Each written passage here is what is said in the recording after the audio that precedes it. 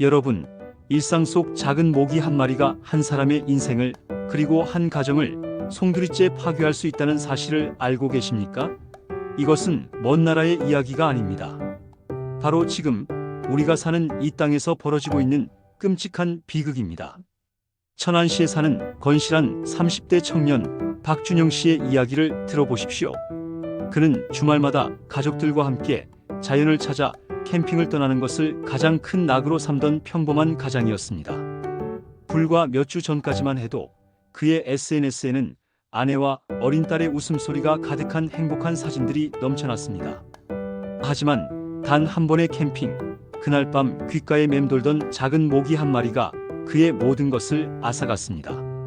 캠핑을 다녀온 며칠 뒤 준영 씨는 몸이 으슬으슬 떨리는 가벼운 오한을 느꼈습니다. 처음에는 그저 환절기 감기이거나 캠핑지에서 무리했던 탓이려니 대수롭지 않게 생각했습니다. 하지만 다음 날 체온은 39도를 넘나들기 시작했고 머리가 깨질 듯한 극심한 두통과 함께 속이 메스꺼워 아무것도 넘길 수가 없었습니다. 아내의 성화에 못 이겨 동네 병원을 찾았지만 의사 역시 단순한 몸살 감기로 진단하고 해열제와 영양제를 처방해 주었습니다. 하지만 그의 상태는 나아지지 않았습니다. 오히려 점점 더 악화되었습니다. 헛것이 보인다고 중얼거리기 시작했고 바로 옆에 있는 아내를 알아보지 못하는 시간도 늘어났습니다. 그러던 어느 날 새벽 그는 갑자기 온몸을 뒤트는 끔찍한 발작을 일으키며 의식을 잃고 쓰러졌습니다. 놀란 가족들이 그를 업고 대학병원 응급실로 달려갔을 때 그는 이미 깊은 혼수 상태에 빠져 있었습니다. 정밀 검사 결과 의사는 청천벽력 같은 진단을 내렸습니다. 일본 뇌염.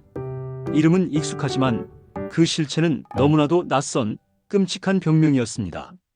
의료진은 그의 뇌가 바이러스의 공격으로 심각하게 손상되고 있으며 이로 인해 의식이 돌아오지 않고 있다고 설명했습니다. 건강했던 남편이 사랑스러운 아빠가 중환자실에 누워 기계에 의존해 숨을 쉬고 있는 모습을 보며 그의 아내는 매일같이 눈물로 밤을 지새우고 있습니다. 역학조사 결과 그는 캠핑 중 모기에 물렸던 것으로 확인되었고 안타깝게도 일본 뇌염 예방접종을 받지 않은 상태였습니다. 여러분, 이 이야기가 남의 일처럼 들리십니까? 절대 아닙니다. 질병관리청에 따르면 일본 뇌염 환자는 8월부터 11월 사이에 집중적으로 발생하며 특히 9월과 10월에 전체 환자의 80%가 발생합니다. 그리고 환자의 절대 다수인 88%는 바로 우리 50대 이상의 중장년층입니다. 젊고 건강했던 30대 청년도 한순간에 쓰러뜨리는 이 무서운 질병이 우리에게는 얼마나 더 치명적이겠습니까? 일본 뇌염 바이러스는 작은 빨간 진모기라는 매개체를 통해 우리 몸에 침투합니다. 이 모기는 이름처럼 작지만 그 위력은 상상을 초월합니다. 주로 논이나 축사, 웅덩이처럼 물이 고인 곳 주변에 서식하며 해가 진 후부터 본격적인 흡혈 활동을 시작합니다. 우리가 저녁 산책을 하거나 창문을 열고 잠을 청하는 바로 그 시간에 이 작은 암살자는 조용히 우리의 뇌를 노리고 있는 것입니다. 대부분의 경우 일본 뇌염 바이러스에 감염되어도 아무런 증상이 없거나 가벼운 발열, 두통 정도로 지나갑니다. 이것이 바로 일본 뇌염이 조용한 살인자로 불리는 이유입니다. 하지만 250명 중 1명꼴로 뇌염으로 발전하게 되는데 일단 뇌염 증상이 나타나면 그 결과는 끔찍합니다. 초기에는 39도 이상의 고열과 두통, 구토, 설사 등 일반적인 감기 몸살과 비슷한 증상을 보입니다. 하지만 바이러스가 뇌를 본격적으로 공격하기 시작하면 상황은 180도 달라집니다. 환자는 극심한 흥분 상태에 빠지거나 반대로 깊은 무기력감에 시달립니다. 사람을 알아보지 못하고 횡설수설하는 창난 증세가 나타나고 목이 뻣뻣해지며 빛을 극도로 싫어하게 됩니다. 결국 박준영 씨처럼 온몸이 마비되고 발작을 일으키며 의식을 잃게 됩니다. 뇌염으로 발전했을 때 사망률은 무려 2030%에 달합니다. 10명 중 서너 명은 목숨을 잃는다는 뜻입니다. 운 좋게 살아남는다 하더라도 생존자의 3050%, 즉 절반가량은 평생 씻을 수 없는 심각한 신경계 후유증을 안고 살아가야 합니다. 언어 장애로 인해 가족과 제대로 된 대화조차 나눌 수 없게 될 수 있습니다. 신체 일부가 마비되어 평생 휠체어에 의지해야 할 수도 있습니다. 판단력과 기억력이 심각하게 저하되어 어린아이의 지능으로 살아가야 하는 경우도 있습니다. 또한 평생 발작을 일으키는 간질이나 감정 조절이 어려운 정신과적 문제로 고통받을 수도 있습니다. 상상해 보십시오. 평생을 성실하게 일궈온 나의 삶이 사랑하는 가족들과의 행복한 추억이 모기 한 마리 때문에 송두리째 무너져 내리는 그 참담함을 말입니다. 나를 돌보느라 지쳐가는 가족들의 얼굴을 보며 죄책감에 시달리는 고통스러운 삶을 상상해 보십시오. 이것이 바로 일본 내염의 진짜 무서움입니다. 방역당국은 모기 활동이 10월까지, 길게는 11월 초까지도 활발할 것으로 예측하고 있습니다. 아직 안심하기에는 너무 이릅니다. 그렇다면 우리는 이 보이지 않는 적 작은 빨간 집모기로부터 어떻게 우리 자신과 가족을 지킬 수 있을까요? 방법은 의외로 간단한 곳에 있습니다. 첫째, 모기에게 물릴 기회를 원천적으로 차단해야 합니다.